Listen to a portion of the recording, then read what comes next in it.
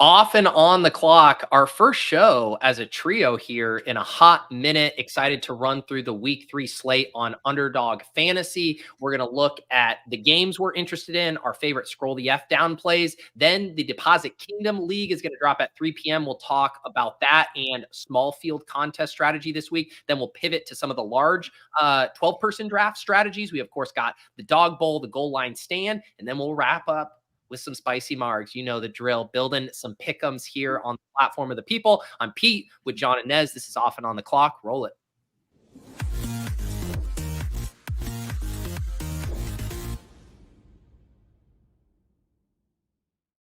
Yeah, it's been like at least, almost like a month, I think, since we last did a show, the three of us, because John, you've been out for a couple weeks and we were traveling and all that. So we're here, guys. You know when you can tell we're gonna have a good show? When we have a good intro like that, it sets the tone. Everyone's back together. The vibes right now, I'm feeling it. That was a good way to kick it back off with the three of us. Nez, we missed you, man. I'm good. Yeah, we missed you. John's out here jet setting, doing weddings, flying on little mini planes and stuff. So it's good. It's good to have him back. I think that's why we haven't quite smashed these pick'ems yet, Pete, is because we needed the John spice to really get home on these plays. We've been close, but what we really missed was John. I know, man. It's like we're getting warmer. We've had a slow start on the shipcast. We haven't had the close one here. My the ones I built on the cram on Sunday, we were one leg away. I know. I was tailing you. So we're getting there. We're heating up. We're feeling out the NFL. We're reacting to some new trends here, and we'll get there. We'll get there. Yeah. I just finished this morning recording my video for the Deposit Kingdom channel, and I did like a little bit of an extended thing about how maybe some of the league trends should be impacting how we draft in these tournaments.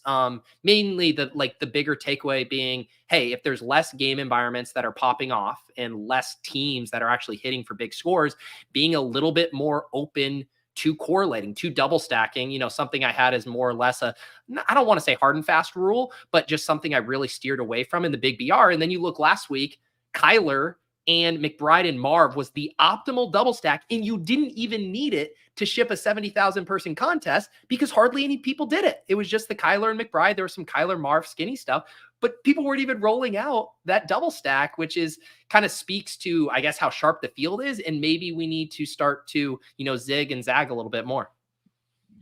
This like, as you like to say, dovetails right with the notion of talking to Awin on Monday there, where his whole strategy is the complete other end of the spectrum. So now if we're getting more of these auto bros, these 150 maxers, these rakeback chasers, if we're getting more of that, maybe us hand builder bros need to go back to some of the OG principles we had on this show 2 years ago, as you're alluding to with like the double stack stuff. I think it plays probably better in the Dog Bowl, just in a vacuum.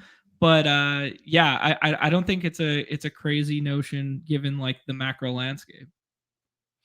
Yeah, me neither. And this week too, I think we have some, this week seems really obvious as far as like what you quote unquote should be doing. At least like when I go in these drafts and I'm basically like on manual autopilot, like, okay, like let me get my elite tight end at round 3. Okay, let me get my stud running back here, my stud, like all of the plays that I want that I think are the best are just there for me at every single turn. And the reason why it feels that way is because if you just look at the totals this week, there's the disparity between some of these games are just insane. Like you have 3 games close to 50, and then the rest are almost like all flirting with 40. So it just really does seem pretty quote unquote obvious where some of our exposures should be like heading towards. I'm having trouble kind of deviating from what I deem to be the best plays right now.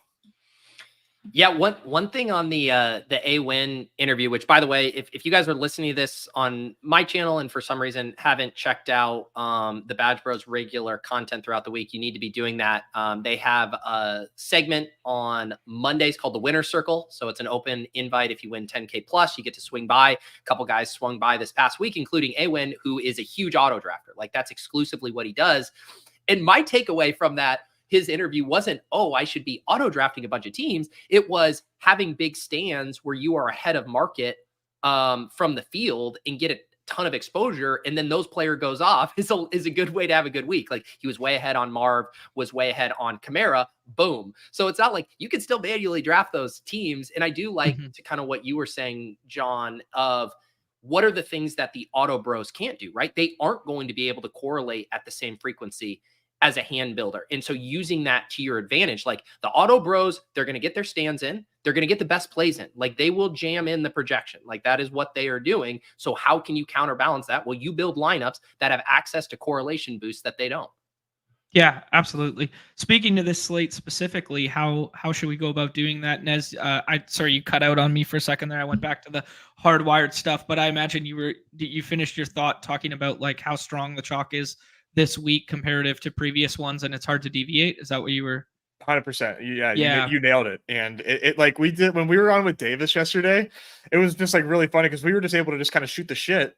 And like, he just like, yep, yeah, take my Charbonnet round 5, take my Trey McBride, my Kyler, like all of these players that project super well in good game environments are just there for you. So until I feel comfortable with the portfolio, and I'm close to it because I did my Wildcat thing again. I got my 150 in the Wildcat almost exclusively auto drafting off of what I felt was like the best thing to do at the time. Until I'm at that point where I'm like, okay, I'm cool with my chalky portfolio. Now let me like mix it up and try to do some things that don't seem likely. I'm just going to continue to just play the best plays. Yeah. See, for me this week, I've noticed that everyone in our rooms is kind of doing that exact same thing and jamming things up. I think this is a scroll delight week. Like I truly, it's so hard to go away from these comfy game environments because like if we just talk like macro landscape, and you guys talked about it on the block party there for a bit, it's like there's extreme outliers in these game conditions, right? Like the gross ones we just have nobody getting drafted from, and the other ones we have 100% getting drafted from. So me being like hand builder bro that's probably not going to be able to 150 the main or whatever, I'm thinking how can I deviate and do something. Man, I've been doing Justin Fields, Taysom Hill, like some of these like slate break potential plays that nobody else wants to click in six mans that are just like if they get home, like maybe that's the differentiating piece you need. And like I won't punt the first 3 rounds. Like don't get me wrong, I still love some of those like high end projectable ones, but like man, the projection on like Sharps, for instance, I know he played like 96% of snaps last week. It's so fragile. Like that projection is so fragile. That game environment could like not get pushed in any regard because the ineptitude on the other side of the ball. I don't know. I'm just throwing out a scenario. Do I believe that necessarily? Maybe not. But like for me, I was like, what's the biggest pivot this week is kind of what I've been thinking through on all the plays because everyone is gravitating to the same shit over and over again. I don't know about you guys. I mean, I feel like the squeeze is already in on the running backs. It was those first 2 weeks and it's like, man, the amount of projection you can get late and cheap. We had very few injuries, all the games. And now it's like, man, I've this week, I'm like, if I don't get one of the top 5 running backs, I don't like my running back room. And so I guess I'm somewhere in the middle of like, I really like those top 5 running backs. For me, it's like after Gibbs is where I start to get a little queasy and start getting ready to scroll down a bit. But then I look at some of those guys where you're now in that pocket, the Kyron, the Sharps, now that he's moved up. And I start to get the little John, little twitchy finger and be like, time to scroll. Let's go down to Rashad White. Let's go down to DeAndre Swift. Let's start to get a little funky. Yeah, I like those 2 calls in particular. There, I was really surprised. I was looking through some of the Thorn biggest O-line D-line mismatch stuff there, and man, I was shocked at how the Bucks versus the Broncos looked like in the top 5 there, and then we got a limited practice yesterday, and then a full practice today, I believe. So I like that Rashad White one at RB16 that just basically never goes in the 6-mans. Yeah. What are you doing at running back, Nez? I mean, I'm definitely doing a lot of Saquon and Kamara, but I prefer Saquon because I really like doing the the Saints pass catchers instead of Kamara. But I am right now. I mean, as of like right now, like I'm done with my Wildcats. I got a decent amount of Jordan Mason. I'm definitely like a little worried about Jordan Mason when it comes to like these chalk running backs. I mean, for content's sake, I know that, we just talk about all these best plays and stuff, but like, I think when you talk about Charbonnet having a fragile projection, which I do agree with, right? It's like, if that game script doesn't go how the projections think, then I do agree. I don't think that is like a guaranteed smash. Jordan Mason, I think, is also like at risk of not being a guaranteed smash. Right. I understand that the Rams defense is very poor. It's very poor.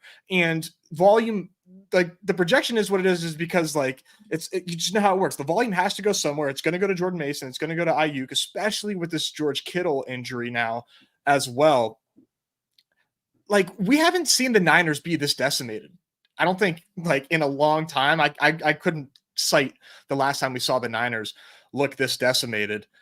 There's a chance that they could be like, that Shanahan can't like, wiggle his way out of this one, where they can just load the box on Jordan Mason and then take care of Ayuk via pretty simple double teams and defensive schemes there. I am definitely a little worried that the Jordan Mason chalk isn't going to get home. His projection is insane, and the pick'ems on him are insane as well. He's 0.75x to score a touchdown. He's a higher lower of 110 rushing and receiving yards. I mean, are we sure? I guess, but like, are we positive? Right. It is hard too, right? Where it's like on Redacted, you're getting a salary discount relative to those top guys. He's essentially an $9,000 player. Yeah, right. And now he's going next to all of the other guys. Like he's gone ahead of Achane in a decent amount of my rooms, and I'm like, I'm not ready to go that far. I mean, I'm clicking Mason this week, but I'm not taking him over Achane. Yeah. I feel similarly there. I like the comp to him being like a $9,000 player. It's interesting. One of the ones you guys talked about is like, how does Tyreek get there on the other platform at like 8,600? Now we come here and it's like, wow, Tyreek falls to like the 3rd or 4th round sometimes. Like, just, okay, I'll just scoop that even if I don't believe in. That's the equivalent of being like 6,200 on DK, where you're getting him, where it's like, oh, he's cheaper than Devontae Smith.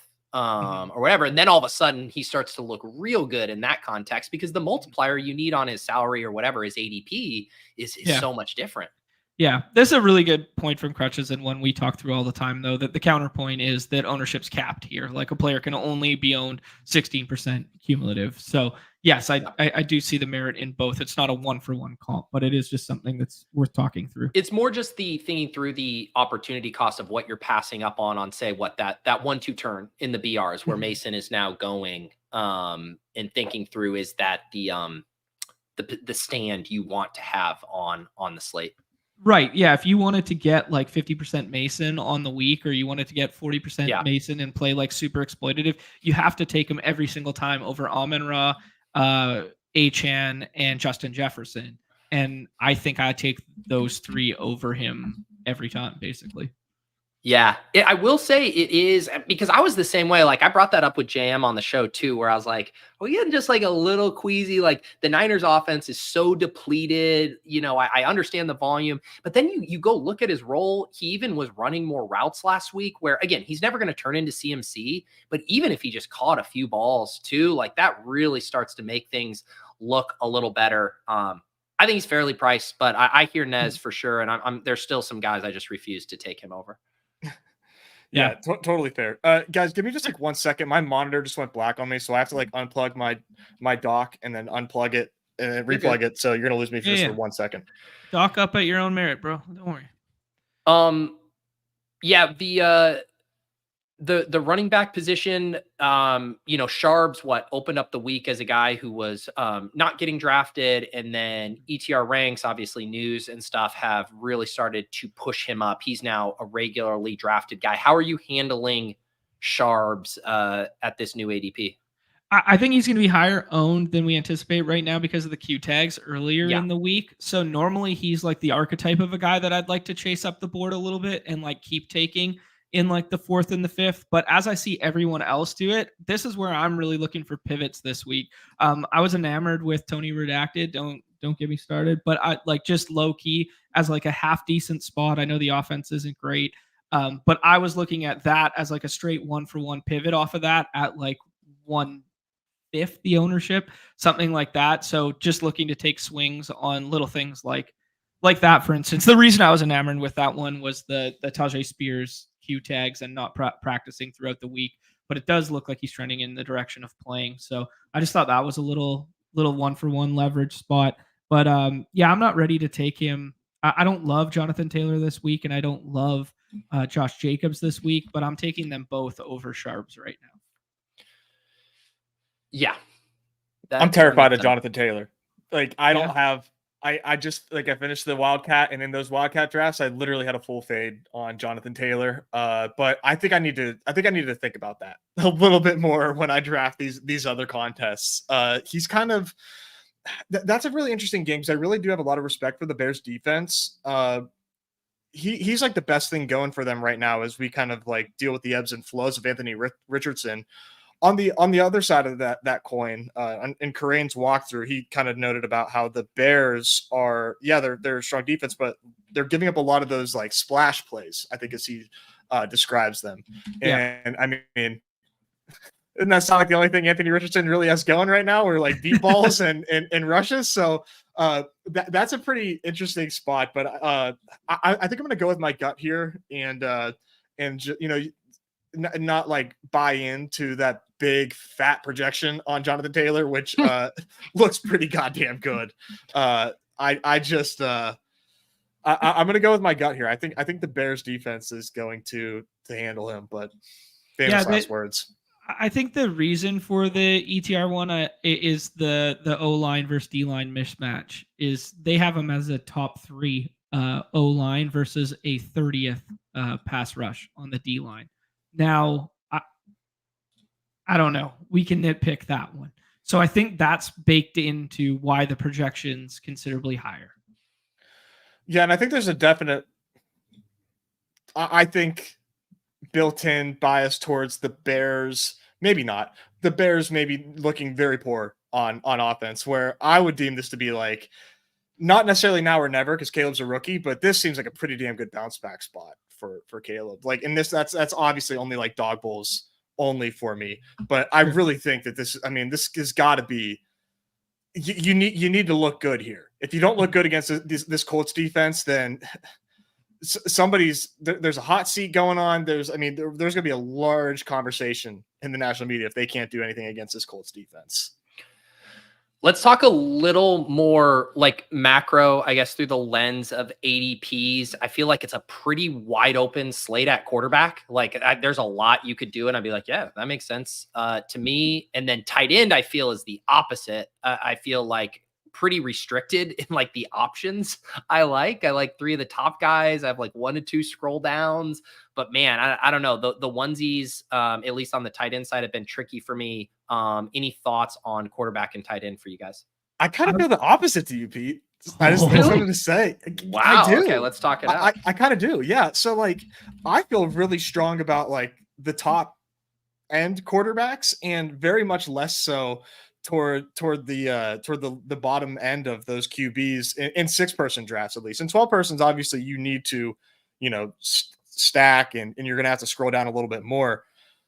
The Jalen Hurts in the Saints matchup, I am just like, this is like my game of the week. I think I'm super stoked for this game. And I think Baltimore and Dallas is up there too. I mean, Baltimore 0-2, very much must-win territory for them. And this seems like a really great spot for both of these offenses, where this game could just like go nuts. Kyler in the Arizona-Detroit game, that has a high total. We just saw Kyler look great last week. Those 3, I want like way overweight on. Like I'm very much in on those 3. I mean, they're part of the reason why I want them is because you can get really strong flex players in rounds 5 and 6 to go along with that. And so the price you have to pay for these guys, you're not really giving up a whole lot based on the way that I've been building teams right now. Go ahead, John. Yeah, I'm on the opposite end of the spectrum there. I think not all, but the majority of the flex plays within the tethered ADP range that go every single draft are tethered to those premium quarterbacks. So I feel if I don't play those as stacking partners, I'm aping into bad ownership. So for me this week, I've been scrolling for diversification purposes, even in the 6-mans at the quarterback position. So I still want a piece of like that Arizona game environment, but I won't play, like I'll play Trey McBride and Kyler, don't get me wrong. But like some of those lineups, I'll do like Trey McBride, Gibbs, CeeDee Lamb, and then my differentiating piece is Dak tethered to CeeDee Lamb to outscore the Kyler narratives there, because I feel like everyone's funneled to like the exact same builds with those quarterbacks, and I don't want to chase naked quarterback. I'm still correlation pilled despite Awin's best efforts here, that I don't want to try and thread the needle with my 150 or whatever. I don't want to try and thread the needle of like Kyler being optimal, but McBride, Marv, and Connor not being, and then having like a naked Kyler team or something. Like it just seems agree. Yeah, I'm looking for cleaner paths than that, and I think the cleanest paths are scroll the F down at quarterback this week. Okay. Well, that's what I mean. It's like QB7, Derek Carr, 49.5 point total. Nez just talked about that game environment. Dak Prescott stacked up with the 101, QB9, 48. I like that as a sneaky game to pop off. JM was kind of, selling me on that. Then you got Jared Goff, the 51.5, QB11. And then I really like Geno. He's my little spoiler from the video coming out on the Deposit Kingdom later. He's my gem there. I mean, just playing absolutely out of his mind. Lots of fun ways to kind of stack him up. Maybe some leverage on the Sharps rise as well if the touchdowns end up going through the passing game. So yeah, I kind of like the scroll down options, but like you guys too. I'm getting my Hurts. I'm getting my Lamar and Murray. Baker seems like kind of like the bad one as far as like where he's going. I kind of like going Rashad White or Mike Evans one-offs is kind of how I've been playing the Bucks. Agreed there. I mean, it's funny that we come in here Friday. Like I expect my takes over the course of the week to evolve and ebbs and flow. And like you literally just hammered on the exact stuff we loved on Tuesday there. So like confirming our priors on the Geno thing. Either that or I'm just behind and I'm at your part of the process on Friday and not on a Tuesday. No, I'm a big fan of if we can get Miami game environment, like if we can get Miami to push game environment, that could be like the sneaky afternoon hammer that not enough capital is being spent on. What about tight end, Nez? So sell me on this being a better tight end slate than maybe I'm giving it credit for, or funner, at least for drafting purposes. Sure. Yeah. Well, I mean, can I entertain you on a questionable Taysom Hill with a fresh tight end designation in this matchup? You can. I mean, if I miss out on my Kamara or my pass catchers there, Taysom Hill is tight end 10 this week. We've been talking about is how tight end like really hasn't mattered. He's the ultimate like get your cake and eat it too, right? Like you get the 6 points from the rushing attempts, but if he finds his way into the end zone multiple times or even just once, then like now you're looking at potentially optimal tight end. I do that if I need build out, but like I think the top three I think are obviously pretty solid. McBride, Bowers, and then maybe I'm a little higher on Laporta than everybody else. Love Laporta in this matchup against the Cardinals. Thinking it's a pretty solid bounce back spot for him. This is one of the highest totals on the slate. Especially when everybody's kind of writing him off. Like he was still the tight end 1 in best ball. And obviously we have a major information change in knowing that Jameson Williams is now extremely involved in the offense, but there's still an opportunity for Laporta to be number 1 tight end, like far and away.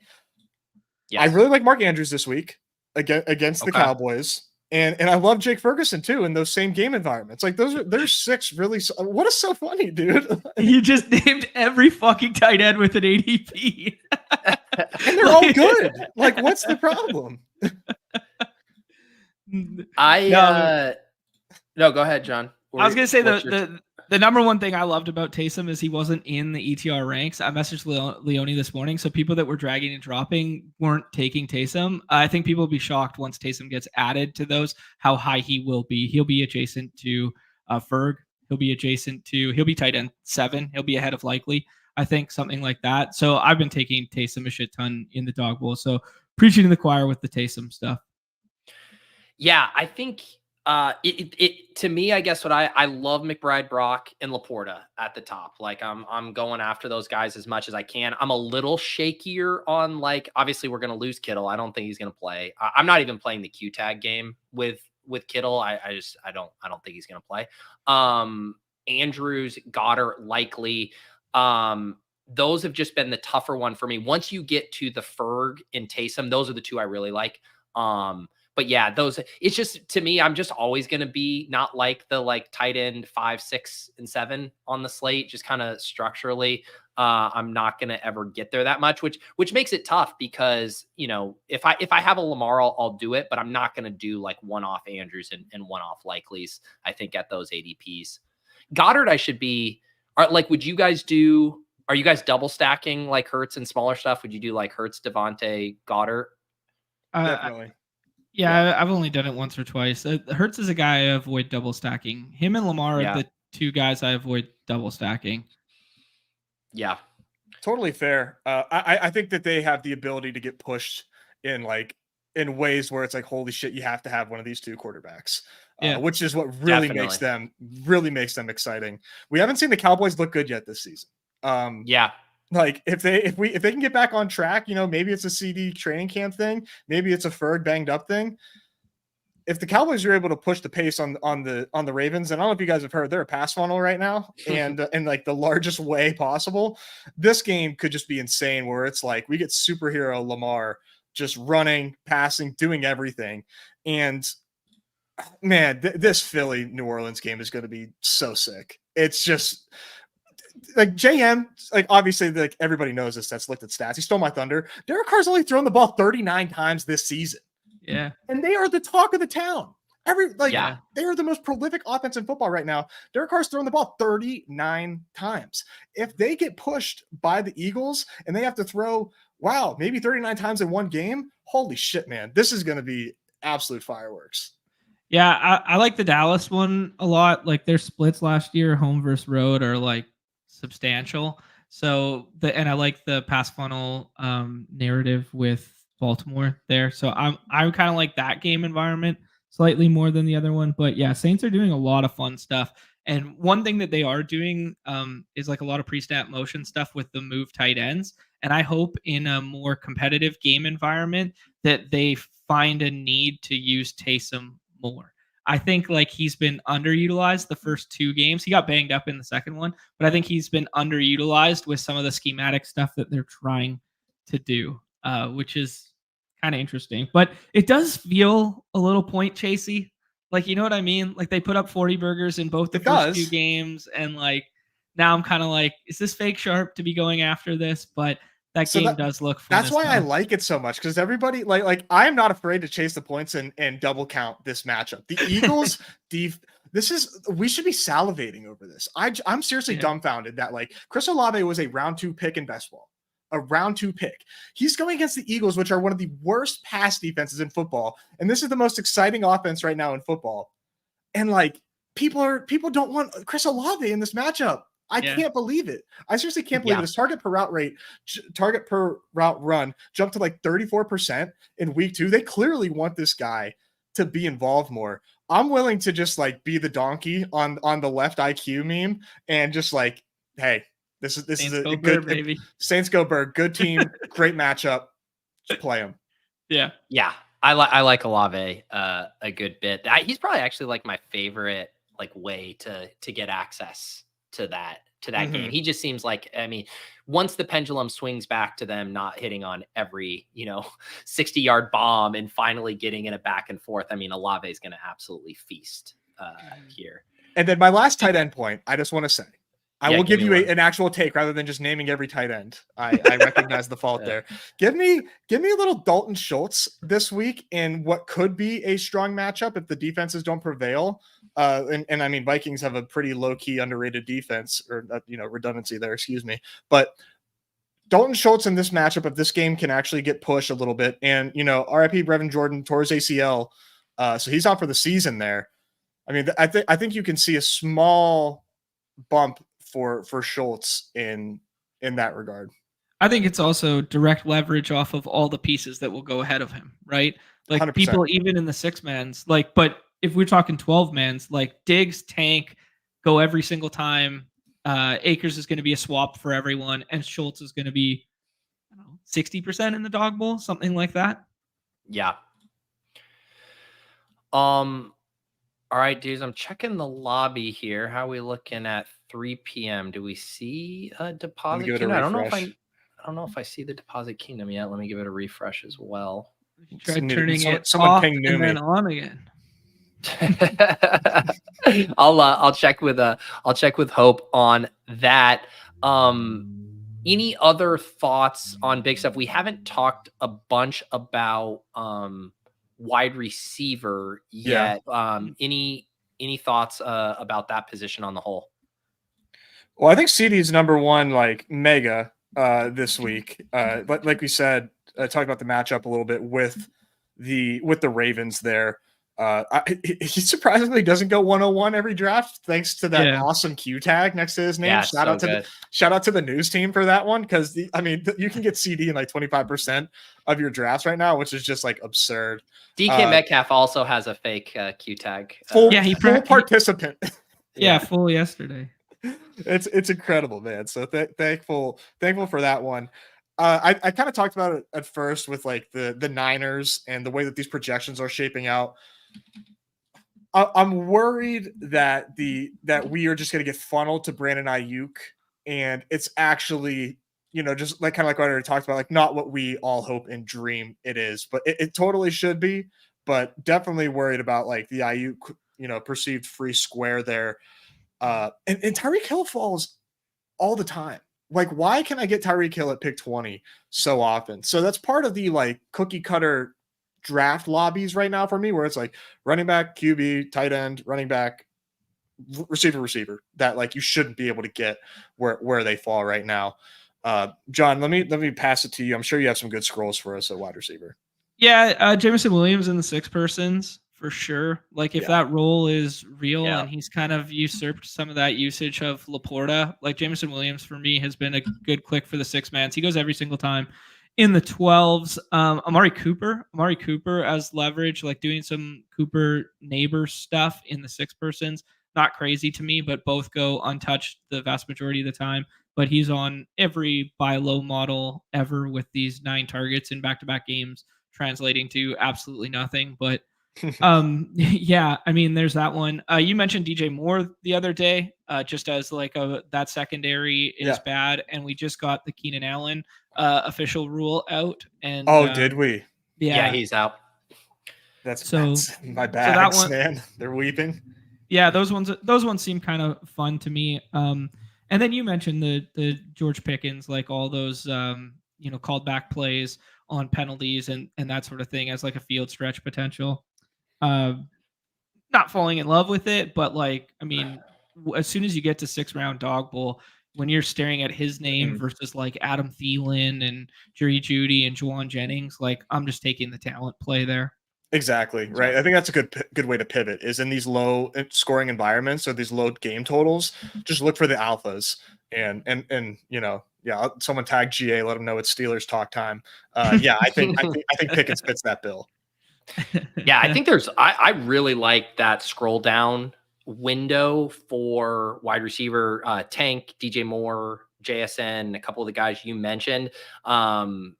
Yeah, this was the first week when I did my hidden gems video where I didn't double up at RB with my bonus. Like I actually like the wide receiver options in this range more than the kind of scroll down running back options. So just some pretty high ceilings with those guys. I mean, we didn't even mention a guy like Calvin Ridley, coming off a monster game.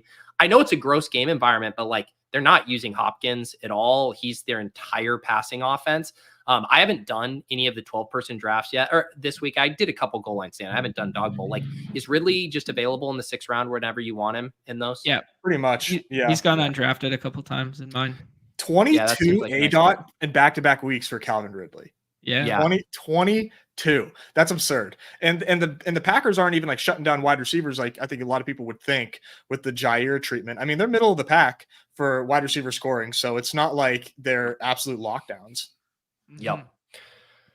All right, we are live. Just got the bat signal from Hope. We got the Deposit Kingdom Weekly League. Little typo if you're watching Hope. We got Kingdom Nibby's been throwing in extra letters in all these titles lately. He did one for the WNBA contest the other day too.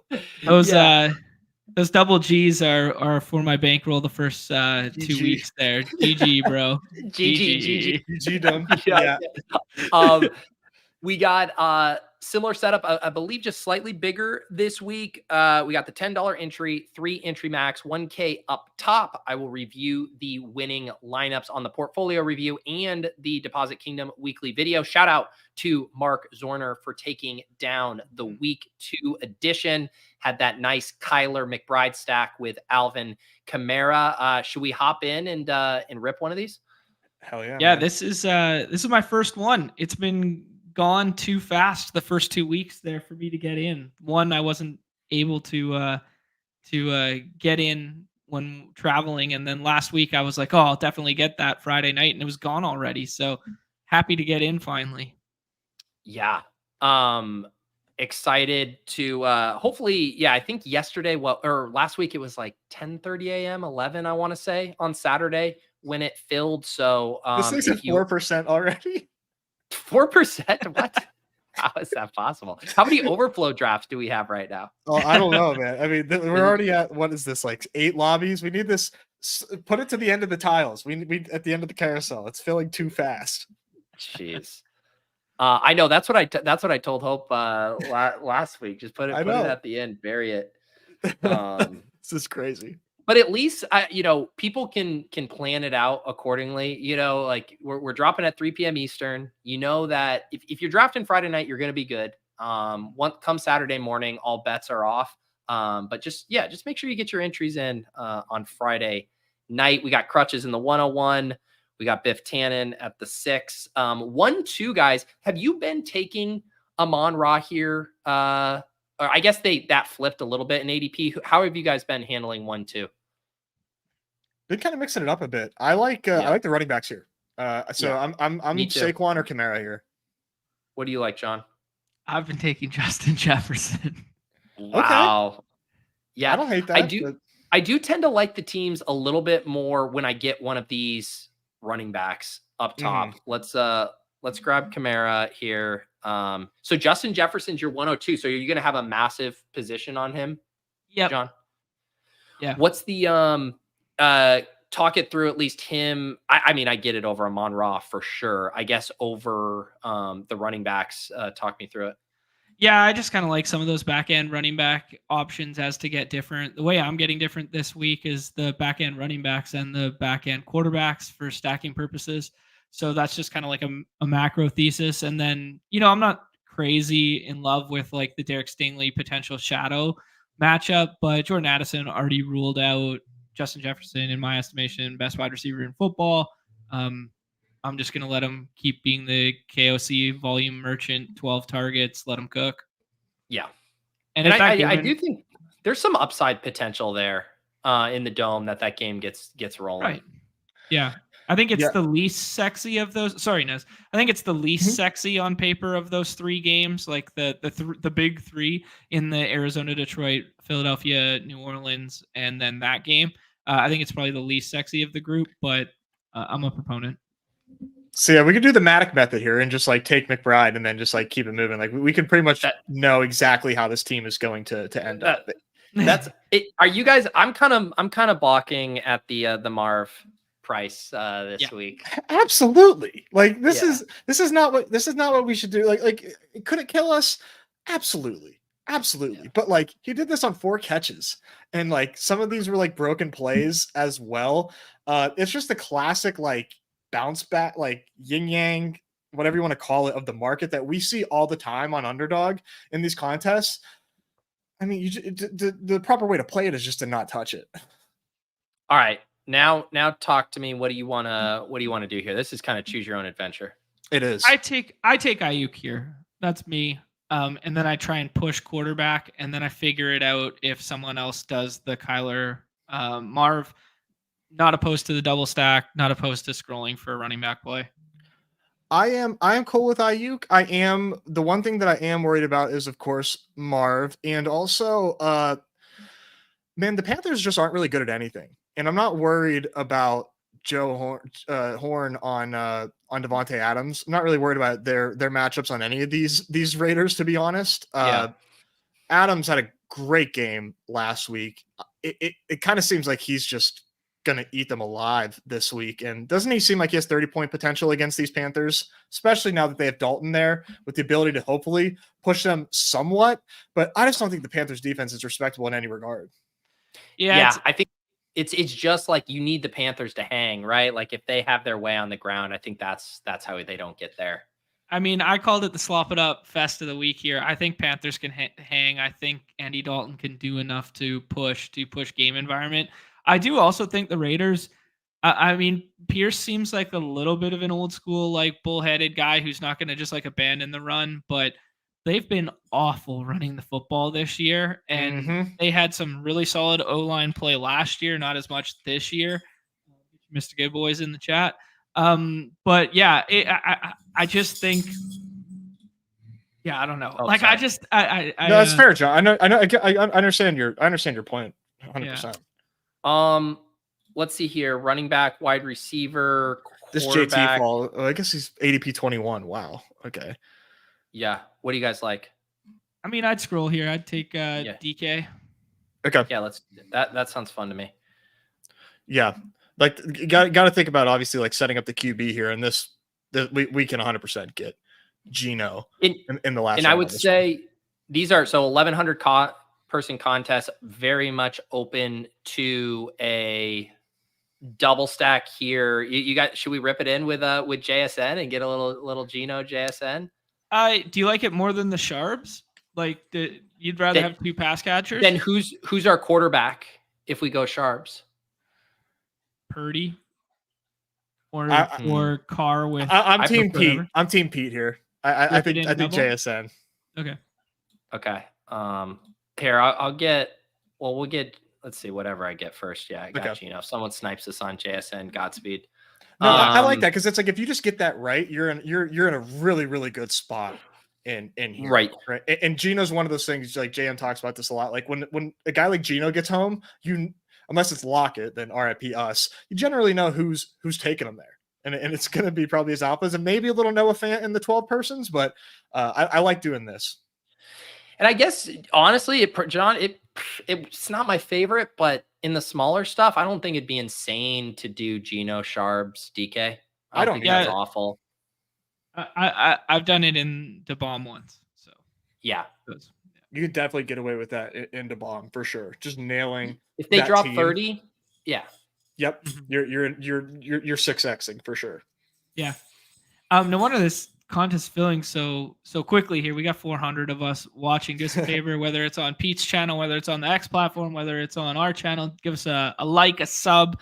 We're coming back every Friday for the football season to be dropping this often on the clock show. I thought I was nervous. I had taken him out of my queue. I was like, did someone snipe him? You guys are sick, man. Can we talk about Kyron for a second? I'd just like to know your guys' thoughts. I've been doing a lot of Kyron in the last round there, whether it's just inability to relinquish my priors. I know the offensive line looks terrible. I know he doesn't have a rush over 10 yards this season yet. I just think he's volume merchant and he's going to get his 4 catches, even if the scripts. I think he's game script proof, and I think he's like 85+% of snaps. Is it good? Is it bad? What do you guys think? I agree, John. I think that's something that like we have the thesis of, losing these 49ers weapons and then gravitating toward the 49ers pieces. that same amount of steam doesn't apply to Kyron for some reason. And maybe it's because they looked pretty bad last week with, nobody there to catch the football other than him. And, the Niners defense is definitely, not bad, but they're middle of the pack against running backs so far in this 2-game sample here. I mean, how does this game plan not just completely revolve around Kyron here? Yeah, you would think. Is that enough though? Yeah. Yeah. I've been struggling with that one too, right? Because I mean, that's like the classic. You just buy the volume at those I think in the small field stuff, I think Kyron is a great pick. I agree. I do really think like dog bowl, auto click, small field, auto click. I do find myself a little queasy in because this is the exact range where like the scroll the down, you go like the ownership disparity between like Kyron Williams and Rachaad White is going to be pretty big. It's going to be massive. Rachaad White's going to be like 5% drafted this week in the main BR. Yeah. And like, man, do you know what also sucks? Like, I can't get to J.K. Dobbins this week. I just can't get there. I can't. He's fucking electric, but yeah, I mean, that's the best defensive line in all of football. Chargers O-line is good, but we got Herbert with like a legit Q tag. We got potentially no Josh Palmer, DNP. That game could be atrocious. And Arthur Smith be awesome. Well, yes, it's going to be awesome. Sorry, we're talking about fantasy. Yeah, it's atrocious for fantasy.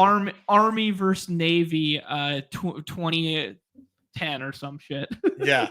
No, exactly, right? It's like everyone's talking about going back to the run in football. Well, this is like the ultimate like restore to order renaissance ass game where it's just like the running attempts in this game is going to be insane. It'll be over by like 2:00 Eastern.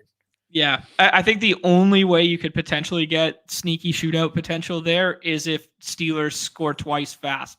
Like if Steelers come out and they go like play action over the top, it's 70 yards downfield to George Pickens. That's the only way that game environment gets pushed. And it might not even matter if Herbert sits. Yeah. Yeah, I feel like those are the games where you play it through one piece. You're saying it's the Pickens game. If you want to do it's the Najee game, I guess. Is there anything to do with the Chargers this week? I don't think I'll click a Charger this week. No, they're definitely off my radar. We kind of looked at them for a minute there. Cam Akers this week. You want to talk about projection darlings? When you take out Joe Mixon there, it's basically the Cam Akers show, and the eye test tells me that Cam Akers is looking like decent, and I think he can play. And the spot, I guess you can kind of poke holes in. I would definitely like volume wise, man. He's gonna be one of the best plays on the board volume wise when you consider the ownership. Yeah, I know. I've been trying to I feel like I'm biased like Cam Akers because he was my favorite scroll of the F down in season long, and now I have the people in my head Dare is going to play a ton. This is a trap play. I mean, I have no problem at these prices. He's not going to get the Charb steam. He's also not the Charbs play. So I get it. I guess I don't have a good Cam Akers take for this. I don't think Dare is going to play a lot. Sorry, John. Okay. I know you're. I mean, Dare is a very much he's been in the league for a while now. Been mostly a special teamer, but always been his role has been third down back. He just has never played a lot of snaps really ever. And I guess maybe the Cam Akers game is whenever we actually see a career high in Dare snaps. Maybe I'm honestly just not too worried about that. Yeah, I think one point of contention there is he outsnapped Akers last week in neutral script. So that's kind of a little odd. Maybe it's a pass pro thing. Maybe it's who knows. Right. But I am a Flores defensive front stan. I think that the front end of that defense could be good. And that's kind of why I like the passing angle of the Justin Jefferson is because I think the Texans will be forced to throw because they'll just be, running into that line. Yeah. And it is interesting when you think maybe some weeks you would get it where all the Texans pass catchers were getting drafted and then Akers just becomes this awesome leverage, but it's almost not even the case. You guys mentioned Schultz. Tank Dell isn't, he's probably 50% draft rate, I would say at this point.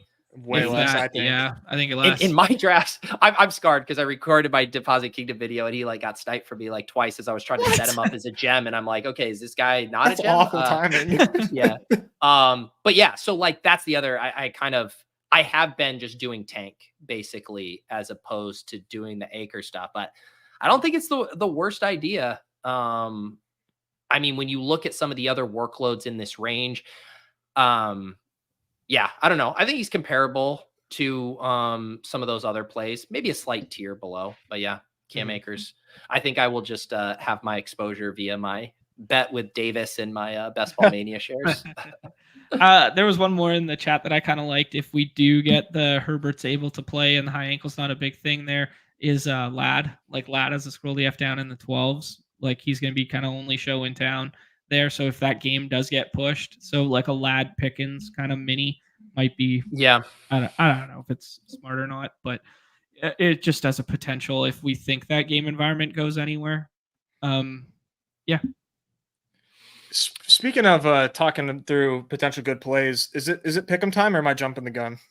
I think we're gonna do one dog bowl, do Okay. one 12-person draft. Okay. Let's hop in a dog bowl and then we can kind of talk through some of the 12-person draft. You guys will have to be my guide through this because I've only done a couple of the goal line stands and this is my first dog bowl. Were you able to get in? Were you, John? I got 6. Nope, you beat Rip. me to it.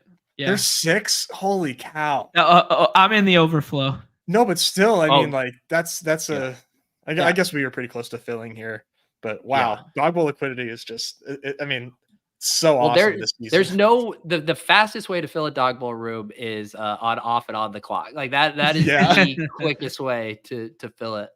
I need to do just like I don't know whether it's like tonight or tomorrow night, just like a really chill members only stream where we just draft goal line stands, because I think that's like the best way to get those to fill. And I think that those are so fun. So let me throw out a feeler out there. If you guys want to just like hang very, very much low effort from me on that show, if that happens, where we're just there just to draft and jam. Yeah, that sounds like throw a it good out idea. to the people. Yeah, that sounds like a great idea.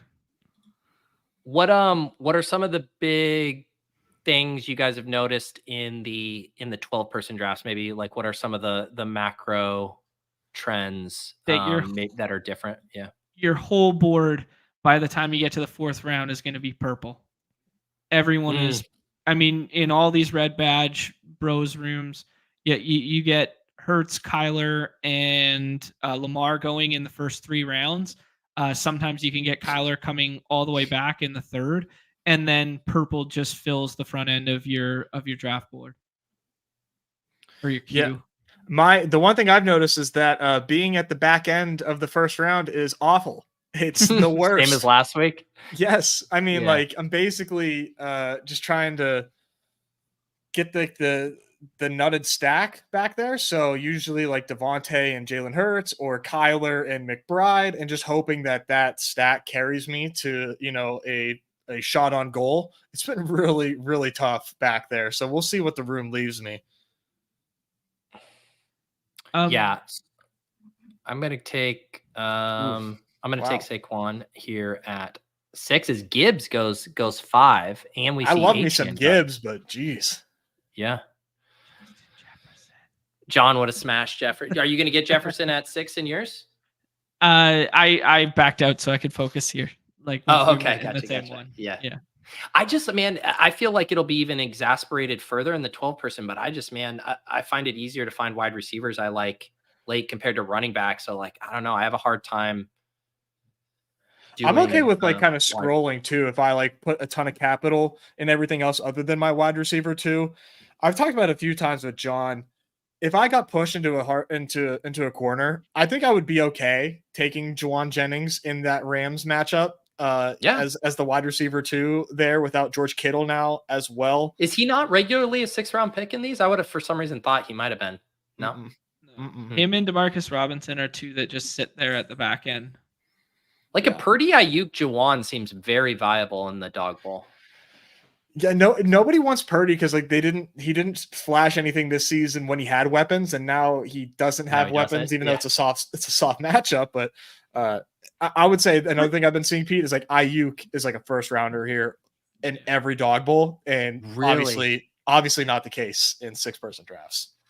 I wonder if that's too because ETR is already projecting Kittle is out. So, and I know Yeah. the ETR ranks drive dog bowl stuff so much. So they have the aggressive ranking and then it just trickles through. Mm-hmm. Yeah, I think that's exactly what it is. Like they have him at like 5 or something like that. They have him and Jordan Mason both. They have him ahead of Nico Collins. Like him and Jordan Mason are both like top 6 plays on ETR right now. Wow, Yeah. I love that Olave pick there. Holy crap! I like it. That's the flip the he board, ain't coming baby. back. I'll tell you that. Damn right. Yeah. I want to ask you guys about some really gross. Scroll the F down. Dog bowl 12 persons only at the end. Deshaun and Jerry Judy as a 5-6 combo there when you push. Usually with early tight end. I've done Jordan Love with Jaden Reed at the out possibility that he finds his way in there. And then we kind of talked about the Fields Pickens as like a late round one there. And then nobody's touching Matthew Stafford. So if yeah, I mean, like if you just do like him and Robinson, like he is the wide receiver maker. This is where you say to John, you're just naming literally every fucking quarterback. Yeah. Hey, that was 3 stacks. That was only 3 stacks. I've been a hole through my tongue on that one. No. Yeah, go with God on Stafford. That's all I can say, John. Yeah, we didn't get to talk about Jordan Love here. Vegas seems pretty convinced that he's not going to play. They left that spread at 3. Plus point, 3 for Green Bay, but like, what if he does play? What if they're wrong and bettors get CLV and we get CLV on Jaden Reed? What if? Do you guys like Josh Jacobs more or less if he plays? That's actually a good question. I do like him more, but that's what I was doing. I'm like, I was gonna take Tyreek for sure. There, but then I'm Laporta over Marv. I think that's I guess that's the position here. Yeah, the nice thing about doing the Marv one there is you kind of have like staking rights on the Kyler stuff to come back in the third round. Kyler is pretty electric. Yeah, I have seen someone do like Connor plus it to take it away on the left hand side. I took it away from Sack this morning where I just did naked Kyler. Because I was like, this fucking guy's not getting Kyler at 40. Like I was like, I'm turning on my A-win brain here and turning off the correlation patterns. I had Laporta though, so at least I was like, game stack. But yeah, that's so 2022, John. Where like one of the first talking points on BadgeBros is like playing defense in your lobbies and making sure people aren't getting nutted stacks. It's not on my watch, baby. You're doing it for the good of the people. We appreciate you. Where does Goff regularly go in these? As I noticed, the Amon-Ra drafter took Kyler. How late can I get Goff? 5, 6. Yeah. Mm-hmm. Yeah, unless the Amon-Ra drafter and you're good here. You got coverage if you go James or you have Laporta. So yeah, as of right now, you can definitely push them. Push that one. Yeah. Mm-hmm. There's 2 teams there that have had good success moving the ball and played a lot of plays, but just haven't scored touchdowns yet. Detroit and San Francisco, where it's like they threw for I know I was kind of hyping the potential front of the Vikings defense there, but they threw for 300 yards last week against them. They just didn't score touchdowns, so people are a little more poo-pooey on Purdy there. Same is true last week of Goff, right? Like 300 plus yards, 50 plus attempts, and they just. Sorry, I'll let you make the. Who do you like here? I'm looking at the receivers, like Flowers, Evans, Neighbors, Diggs, all seem solid to me. I'm in this room, so I'm not going to comment. John, oh shit! Like? I didn't even realize you were in here. I like Neighbors. Yeah, I mean, I know it's not an overly desirable matchup there, but I like the Jacobs volume and I like Neighbors, like just in a vacuum. Neighbors is a guy like, when I like start splitting my exposures, I'm not going to have a ton of him in the 6-mans, but then so getting him loading up on him here feels good. I'm really worried about that game. I'm not going to lie. Yeah. I mean, like, 67% target share go Burr, of course. And I mean, if they are going to fight their way out of this matchup, it's to Neighbors, and maybe Dayball can find a way to get him, quick looks, because the pressure rate is going to be insane on Danny Dimes. This line for the Giants is not good, and the pressure is going to be insane. This is a really strong defense for Cleveland, but if Dayball can find the way to like get Neighbors those looks early, it might not matter. Like he can still find his way to like 10 and 80. So yeah, to your point there, Nez, according to ETR, O-line for the Giants 24, D-line of the Browns 3. So yeah, that would be one of your mismatches of the week, which low-key could push game environment. Danny Dimes running for his life. Now we got to turn to the air, like that kind of dynamic. But yeah, that's one of those games where like if you told me it ended like 16-12, I would not be surprised. If you told me it ended 24-20, I wouldn't be surprised. You know what I mean? Mm-hmm. Yeah, JM had the take that when he was going to use some Neighbors, but when he did, it would involve a Browns piece of just saying like this game needs to get a little nutty for them to kind of hit their higher range outcomes. Yeah, I still don't mind. I completely agree with all that stuff that Nez said. It is still nice though to hang your hat on insane volume and just knowing he can still take one of these crossers to the house. Like exactly best game, and it's just like boom, and Deshaun takes a lot of sacks as well. Like there's some turnover potential there where they find themselves in like a nice field position just based on a defensive play, and obviously easier to score in those scenarios too. So there's a lot of outs for Neighbors for sure. That's like the good thing, right? Is and you don't have to worry about him and the QB, potentially like needing the QB there. Like you definitely don't have to worry about that, because I don't think Dimes is getting taken at all in these.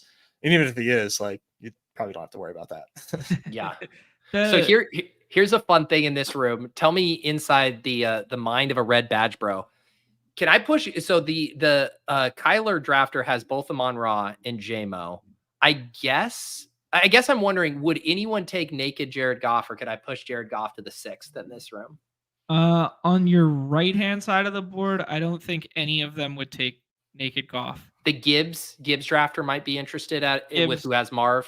Yeah. Yeah, but you're not going to take him in round 4 right there anyways. No. So you're going to push him through him regardless. So I think if you get it through the left-hand side of the board, you're pretty safe for like, I'm not taking him. Yeah. Like I wouldn't take him. I wouldn't take him at 54 because I don't think anyone behind me is grabbing him. There's your Cam Akers with the new news. Joe Mixon doubtful. So yeah, there's a little Cam Akers goes there. Some people are getting some good CLV on him in the 6th round early in the week. He'll be a swap in for a lot of people now if people just drag and drop rankings in. There's one other Browns piece I just wanted to talk about while we were talking about that game. Go ahead, make the pick here. I'm going to end up with so much tank. I think in the 6 mans, I kind of like grabbing a Diggs here. And you like that more than game environment play in Amari? Yeah, I think so. I mean, right after, just saying Jam wanting to play it like that, it's just different game over there, to be fair, when you're building larger lineups than just six player lineups here. Absolutely. Yeah, the one I just wanted to highlight there's 2 like super low key ruled outs already or likely outs. Travis Homer, like that low key matters a little bit for some of that 3rd down, 2-minute drill and pass catching role for Swift. And then what is the other one is ADP chasing. and then Pierre Strong has been ruled out in that Browns game. We were a little bit worried last week when we saw him play like 20% snaps or whatever it was, cutting into some of that Ford usage. I think Ford becomes a little more palatable, especially if you want to paint like a trailing script, whether that's feasible or likely. That's a separate conversation. But if you wanted to do something like that with Ford, it's a hashtag you could do worse in the 5th and 6th here. Yeah, the Foreman stuff was definitely like very concerning. But if you're looking at utilization score on Fantasy Life, they're equal. It's not a good score. It's 4.2 and 4.3 respectively there. But it's still kind of evens out, and I think Strong being out definitely favors Ford more than it favors Foreman. Yeah, good point. And Dog Bowl only, as well, Right, yeah. obviously. Yeah, I had a DeBomb team from last week that I just looked at after, and I was like, it was a really good team. It was like a Kyler stack, and it was beautiful. It was a great team, and I just fucking scrolled to Jerome Ford in the 6th And round. DeBomb? Yeah, like a sick puppy for no reason. Wow. You are sick. That's sick behavior. I bet you I was watching Pete's hidden gems as I was doing the draft or something like that. I'm gonna let Pete take that bullet. You don't need me, John. You don't need me to give you permission to scroll down. You do that just fine on your own. Hey, yeah. How about a little Dalton Skinny here, boys? Set it up. I'm gonna grab Rashad here at these prices. I think it's my a great RB2. And man, look at the wide receivers are wiped. In this range. I know this looks like just the sweet spot of the board if your name's John Warner, but to me, this looks pretty gross here. It's a very much like bet on talent versus bet on situation kind of week at that back end, because you can tell yourself a story with Calvin Ridley and Jaden Reed and George Pickens, or then you can tell yourself a story of opportunity coming to matter with Juwan Jennings, Jordan Whittington, Demarcus Robinson. It's a very polarizing conversation at the back end with that wide receiver. And that's why I think, 6th round quarterback. And as you can see with all these red badges, a lot of people in lockstep there that 6th round quarterback in the Dawg Bowl is pretty optimal this week. Yeah. It's like, whatever, like the, a bit of a prisoner's dilemma or whatnot, where it's just like, if everyone agrees, that we're all just going to wait, then everyone can benefit. And yeah, it does make it really hard to like look at the prices here. I do think if you are going to pull the trigger on the early ones, I like when it is kind of built out around a game stack. Vinny here gets Lamar, CD, Andrews. You're just kind of saying like, this is the game you need, and you're going to need one of these quarterbacks. Like I do like the story there, as opposed to like, I just like how this quarterback projects, and I am going to take those points in a vacuum. Yep. If you want to be super unique and play game environment like that, Dak double without CD might be like, it might be too insane, but like Dak double without CD could Who be would like you Ferg for sure, and then one of Tolbert or Cooks? Yeah. And you just take them in the last round because it's so gross, and you just go running back, tight end, running back to start. Yeah. Man, you guys are not kidding. We have had 2, 4, 5 quarterbacks go through 60 picks. Wow. That's crazy. Oh, I forgot he had Olave. I forgot he had Olave. You forgot. Yeah. Oh, that's too bad. I mean, I think I have Mania, baby. Flash forward to Nez saying, I won't snipe naked Jared Goff from you. Sorry, buddy. Dude, do the red rifle. Do the red rifle on stream. Alpha play. Come on, baby. John. Do it. You know who I'm taking here. Oh, you're taking Naked Fields? Yeah. Yeah, that is the play at that spot. Yeah, come on, man. I'm sorry. I hate to let the chat down with like an awesome setup for either Minshew or Red Rifle, your boys there. But yeah, thank you. GA knew. He's sitting back with his popcorn like, I have no idea what's coming. He's seen this 1,000 times I think before. I would have done Minshew over Red Rifle if I was choosing. Yeah. I've done no Minshew this week. I've done the Red Rocket twice, though. And 6-person drafts too, right? No, come on. I'm not that. Say, I know you're sick. See how sick you are. So Nez ends up with Fields, Deontay Johnson, Shaheed Nico, 3 wide receiver build, Brock Bowers at tight end, David Montgomery. I'm going to get my Jared Goff here to stack up with Laporta. I have Barkley and Rashad at running back, and then Neighbors and Diggs at wide receiber. What's awesome about this is like if you're in the 1 spot and this room does this, you get like a free Dak Prescott, which just I guess the 2 spot, but the 2 spot went Lamar Andrews. They did the BBM thing instead there.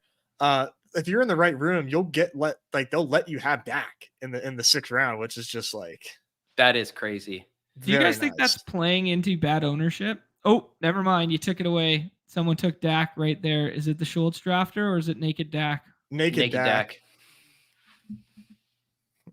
which What I about don't think is Schwartz? crazy. I guess I Schwartz. don't know. I mean, obviously you prefer him stacked, of course, but if Brandon Cooks is scoring or Tolbert is scoring, that's really all you need is that just at least one touchdown to those guys. I think he Yeah. did want Fields. Did he set up the Yeah. Pickens one? I think that was the Pickens drafter, unfortunately. Oh, it was Fryermuth. Yeah. All right. I think it's time to whip up some spicy margs and build some pick'ems here. John, what Nez and I did last week is we did one of just kind of like right from the balls, right from the gut, best plays, build that one. Then we do kind of like a game environment. We like stack it up, slop it up with a game, and then we get out the spicy margs and all TD, all spice kind of entry. You like that? Yeah, I love the flow of that. Okay. All right, let's toss it out here. Nez, who's a guy that you're just on this week and you'd like to take a dabble? Yeah, for me, I'm going to nominate Chris Olave here Let's for do the it. receiving yards. I believe it's sub 70 right now. Yeah, 64 and a half. Yeah. And I think there's a lot of ways you could play that. I like the receiving yards. The fantasy points does scare me because like Chris Olave in the end zone just don't really mesh. So I'll hopefully get that in these dog bowls and whatnot. I think the receptions are interesting, but I would prefer receiving yards here because Olave does have like a pretty strong downfield role. But the 39 attempts this season is just crazy to me.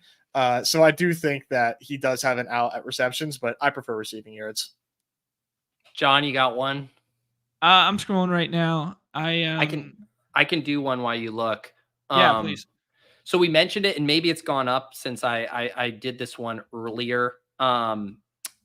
In an entry, but DJ Moore, 5.5 receptions. I really like a lot. Now we have Keenan out. Dude has 30% target shares in back-to-back week. Even the week Keenan played, he had a 30% target share here. Let me see if I can get my filters to the right more here. So yeah, I just love this spot for him. I actually think this game could get going in the dome a little bit. Oh, it's down to 5. I got it bad earlier. I got 5. So we're slamming. We're slamming the 5 receptions here. Get an extra push out. That is crazy to me that it went from 5.5 to 5 after Keenan Allen was ruled out. Whatever. I'll take it.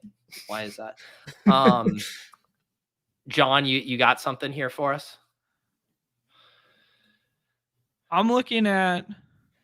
He has it set up on his screen where he only sees spice. He only has. He doesn't know what the best play is. Well, I saw 6 spice that I might try and convince you guys on, but I'm looking at Rachaad White. What do you guys like between 48.5 rushing yards or 3.5 receptions? Always the receptions with Rachaad. I think I like that one. Yeah. 3.5 receptions and you're getting a 1.5x. Practice today. That. Yeah. I mean, I think if, Bucky, I do think is going to continue to see his role grow a bit, but it's going to be at the expense of the rushing work. He's not going to eat into the pass game involvement here. I'm down with that one. I'll flirt one more your way with the Travis Homer out with the potential trailing script stuff of the Swift 2.5 reception. The Herbert Bowls are getting loud these days. It might negatively correlate with the DJ Moore stuff too, though. Yeah, that's true. I think we play this one, but dude, these Swift with a 12-point fantasy projection here in the Pick'em lobby, and he's available in the 6th round of Dawg Bowls. I think that just to throw that out there, John, to give you a little +1 on that. It does scare me for Pick'em because I think I'd rather win bigger if you hit on that in the battle royales than here where I am worried that things are thin for him. But the usage has been insane, so I'll give you a +1 on that at least. Directionally accurate. Nez, you got any that you really like that we should add to this? Ooh, no, I was kind of thinking we would play this one here. Yeah, lock it up at 3. Yeah, I'm good with that. Yeah. All right, I will. I can drop the link to this. So we're going to go Chris Olave, higher than 64.5 receiving yards. DJ Moore, higher than 5 receptions. Rashad White, higher than 3.5 receptions. I will drop this in the chats here. What's a fun game environment? We got Nez, do we go to Philly? I wasn't gonna like force you guys there, but Oh, I think we should definitely I think we should take a look at that game. Yes. You guys don't want to look at the Carolina game? We're trying to have fun, John. You guys don't want to slop it up with me? Yeah. Can you put that one in the private chat for me too, please? Oh yeah. Nez, you kick us off. This is your game. We just saw you take Shaheed here. We're gonna build out a game stack for Philly and New Orleans. Yeah. A couple ways I really like doing this. I want to start with Derek Carr. I think there's like everything on Derek Carr looks good. Passing yards looks good. Passing attempts looks good. Completions look good. I think if you're just worried that if about maybe the volume here, then I think you just go passing yards. But 235.5 for me. Nice. I mean, yeah, let's do that. Yeah, so he cleared this last week on 16 attempts, which is pretty nuts. Nothing to be afraid of from the Philadelphia defense either. I like that a lot. I feel like we have to go back to Olave in this. Mm-hmm. We could mix it up. I think you get, let me just actually double check this. I think you get less of a correlation, Doc, if you go receptions instead of receiving yards. I think so too. 2.37 versus 2.46. So it's marginal. So I think we can just do receiving yards if we want. I'm just looking practice report right now. CJ Gardner-Johnson with another DMP there. Johnny Wilson with another DMP. So I mean, man, just doubling down on the fact that Eagle secondary looking bleaker and pass catching corp looking tighter. Yeah, for the Eagles. Yeah.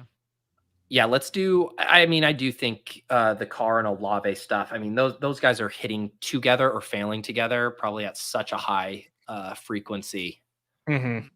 How about 3.5 on the Saquon Barkley receptions at 1.1x? Let's see here.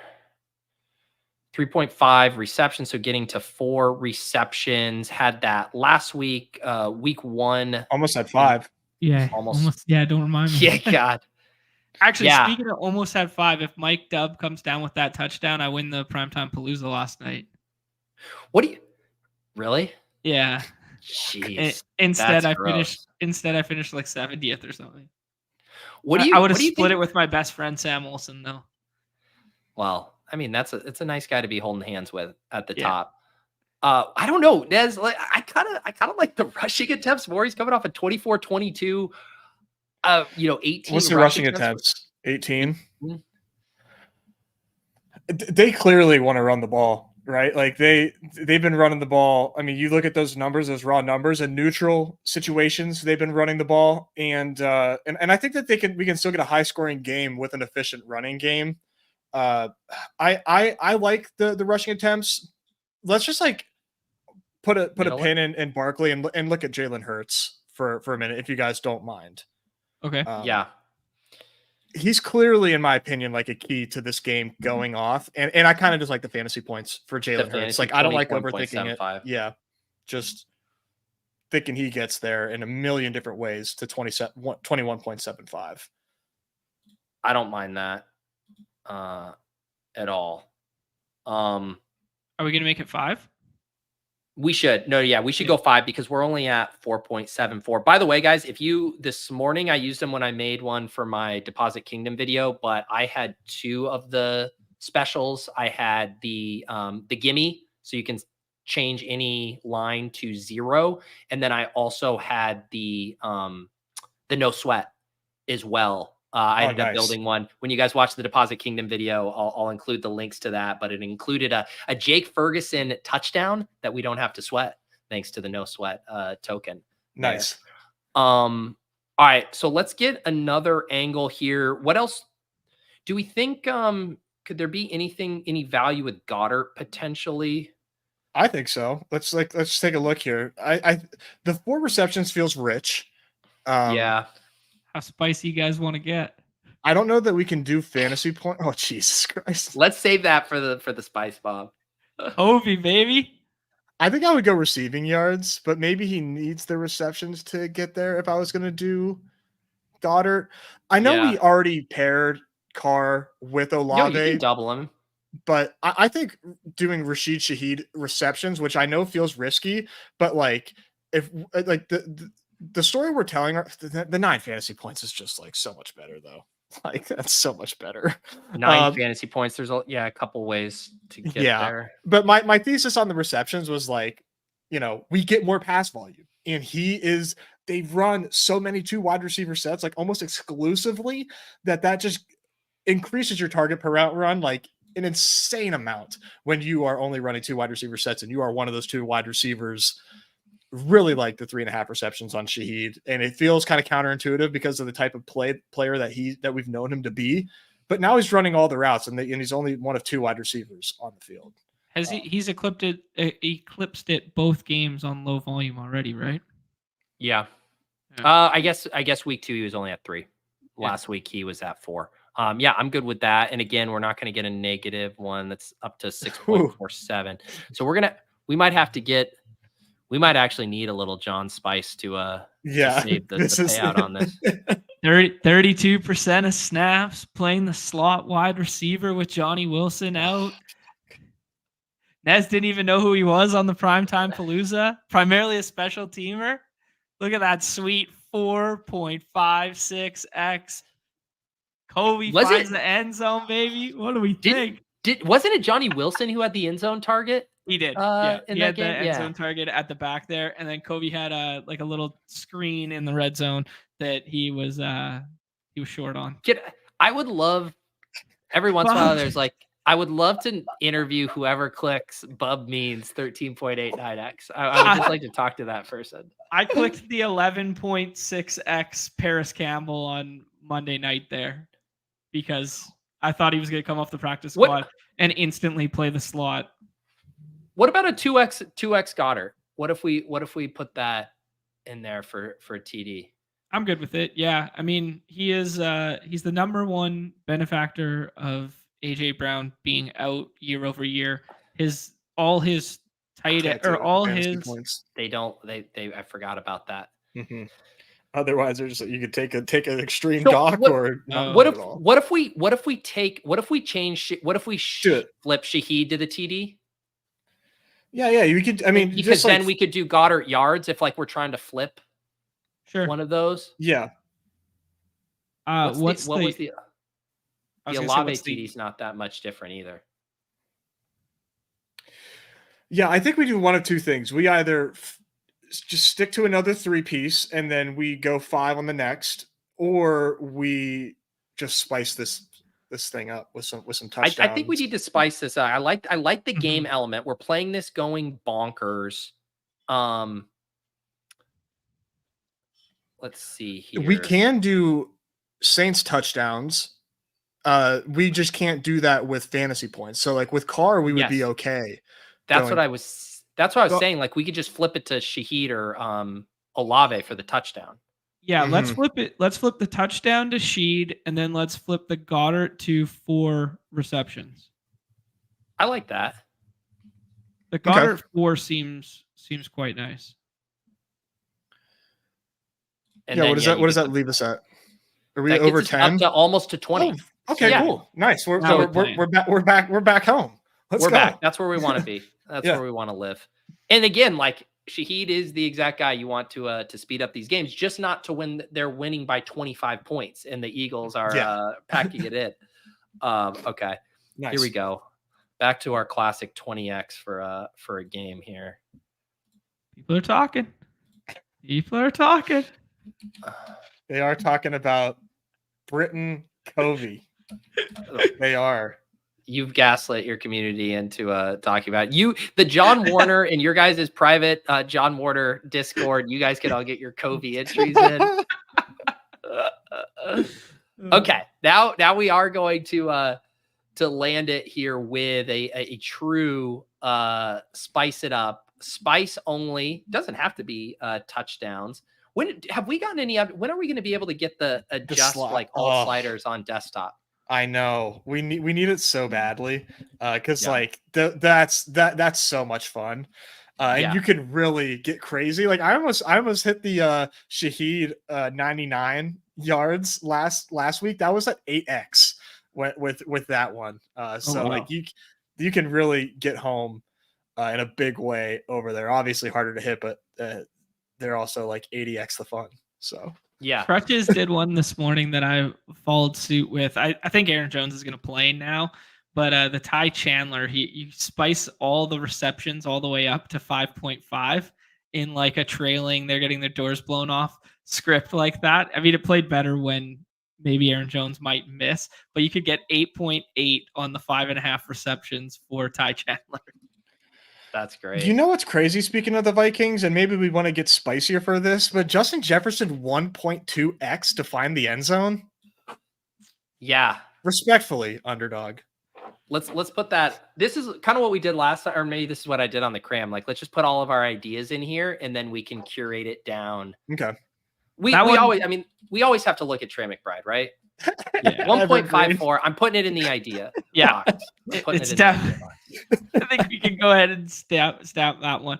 Hey, while we spicy margs it up here, we gotta pay tribute to the fact that the best tight end versus opposition matchup on the slate this weekend, not on the main slate, is Kyle Pitts going up against the Chiefs, who have been cooked by tight ends in the first two instances there. Perhaps we keep this one Sunday daytime focused.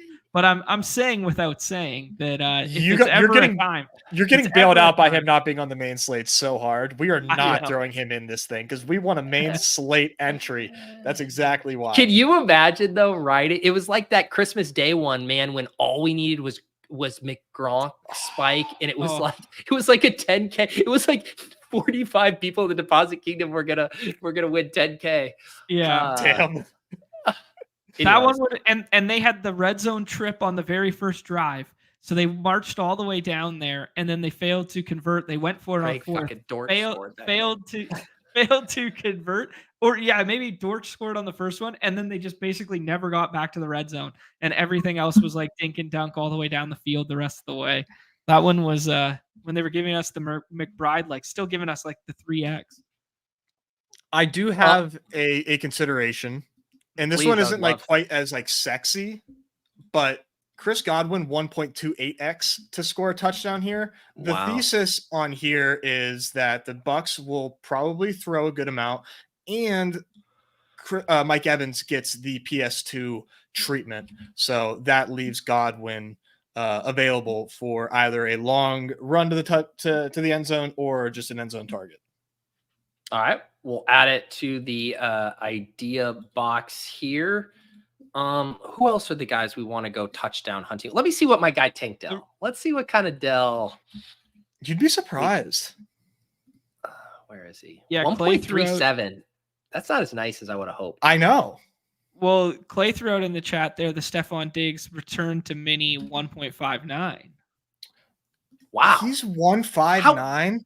Yeah. That does not. This is the guy that they were manufacturing goal line looks for. I think he can do. Dell, okay, now that's not the ideas box. That's cemented in this. One. That one's good. Thank you, Clay. Chat saying Amari Cooper. Take a look at Amari Cooper there. Oh God. 1.66. 23-point total, implied team total for Cleveland. The only bad thing is that it's Cleveland. But that is the only bad thing. Yeah. So I'll put I'll put it in the idea box. Yeah. Okay. There's some super spicy ones that probably not fit for this, but if people are doing like twos at home with Addison ruled out, like Johnny Munn has a pretty crazy projection and was 70% of snaps last week, and they're gonna have to throw to somebody in that offense. So let's him get and Naylor scored twice in the first 2 weeks, and he's 2.2. I like how the league is like, passing yards are down, everything's down on the passing front, and we're like, hold my fucking beer, 6 pass catchers in our TD pickup idea box. We haven't even gotten a running back in here yet. The games are changing. Not here. Yeah, What was the the games are Swift? The changing. Swift one could be a fun bomb there. Man, only 1.1. I wanted more. I know. We get what you get a little bit extra if you just do rushing. It's only 1.3, but it's still. Acres is only 1.07. Yeah, the running backs, Wow. you just like the pickup lobbies have adjusted to the new era. I think it's largely because of the vulture protection, right? I think that helps. Yeah. So what you're saying is we're actually smart swerving the running backs, because we're paying a vulture tax if we don't use it. There we go. Exactly. That's the spin story. zone we needed. Yeah. Question for you guys: do we trust Mike McDaniels? And if so, I think a Dolphin is in our future. Okay. What is HN at? 1.1. 1.1. I do like that. But like we have Mostert, I think doubtful, right? Yes, doubtful. Yeah. They were using HN like he was Frank Gore. Like, just get him in here. Frank Gore plus 7 receptions. I'd say Amari's out. All right, Amari's out. Amari was the one guy who took that thing to the moon. Amari's back. It was at like 170x when I looked last, and then I took him out, and it was down to 83. All right, let's get Amari back. For who? Yeah, Godwin. Let's see. Godwin, like, if you want to make this fun, like God, like, love Godwin, man. He's just not the fun. All right, so if you get rid of Godwin, you put Amari, you're back up. You're at 108. We need 106. What'd they do? So what's that? No. That's 10 to win a K. That's pretty good. That's what we need. Yeah. Yeah. What are my updates here? I think you accepted it already. What are they giving McGronk? I'm not going. Wow, you're trying to get me to not bet McGronk to score a touchdown. That's like disrespectful. They're like, you know what? We'll actually give you McGronk to not score. How about that? Yes. Okay. A couple other fun ones in here. JSN. Oh, it's unredacted. Can't play that one. Ferg. No, he's saying with Ramsey Bowers? On Metcalf. Oh, on DK. Oh, okay, got it. On Metcalf. I was like, I thought he was talking about the price tag. Oh, that's funny. Yeah, for people Your wanting brain a is Ferg, so special. For people wanting a Ferg TD spice, watch the Deposit Kingdom video that's going to post in about 30 or 40 minutes. Here, once I get it uploaded, I did the Ferg in there. Someone mentioned Bowers too. Never gonna wave Brock Bowers 1.9x. That probably isn't gonna last. Sheesh, I love that. Damn it! Hang on, this is what we're doing. We love it so much. We're running this twice. Who should we pull out for a Bowers ad? Probably Amari, unless you want to make it like crazy spicy. No, we can do a lower. Give this one a better chance. Let's drop Amari and put the Bowers in. Love it. The rest of the year he's going to be like 1.3. So right. This is such a good matchup. This is crazy. This is running back the McBride thesis from last year. Yeah. With a little bit of McBride still. Yeah. Well, we can't quit our priors. Are you kidding me? I'm just going to do McBride, Bowers, and Pitts over and over again. This is great. Wow. I love this. This is the week that we get home and we get to brag to everybody that our viewers won a bunch of money. This is it. All right. Let the people know, what do you guys got going on the channel? I know some of you guys are watching on my channel. Make sure you're subscribed to the BadgeBros. They got multiple shows a week, including some premium shows as well for YouTube members around here, some slate specific stuff. What can people look forward to, guys? Yeah, we're doing new bunch of football stuff. Obviously, Winner's Circle. This applies to anyone watching the show right now. Anyone who reaches out on Twitter or Discord or whatever, we will do Winner's Circle on Monday for anybody who won a Dawg Bowl seat and or 10K or greater on the Platform of the People this weekend. So the seat's yours. If you want it, you get to come on the show 10-15 minutes to kick it off on Monday, and then we'll start the week all over again. We'll do Primetime Palooza, then we'll do some battle royale preview stuff on the Tuesday there, but we're gonna mix in some multi-sport stuff. A lot of people asking for some MLB stuff, so we're gonna do the pennant on Thursday with Chris baseball, and then we're gonna definitely mix in some puck and some double dribble, because those seasons are pushing up on us in the next 2 weeks here. So lots of multi-sport stuff. Guaranteed to have 2 shows behind the paywall next week again there. And by the sounds of it, Nez is going to do a little bit more football stuff for the Membies. Yeah, I think I'll probably try to get like a goal line stand hang going on and see how many we can That's just awesome. like do in an hour, just to see if that helps, because it's been tough, and that's like my favorite contest to draft. So we'll see how it goes. We'll see how it goes. Perfect. I love that. You guys are all going to think, man, Nez is so nice, just like doing content for the people, and Nez is just trying to find a good way to get his rooms to fill faster. This is what they call in the crypto community exit liquidity. I'm looking for it. That's right.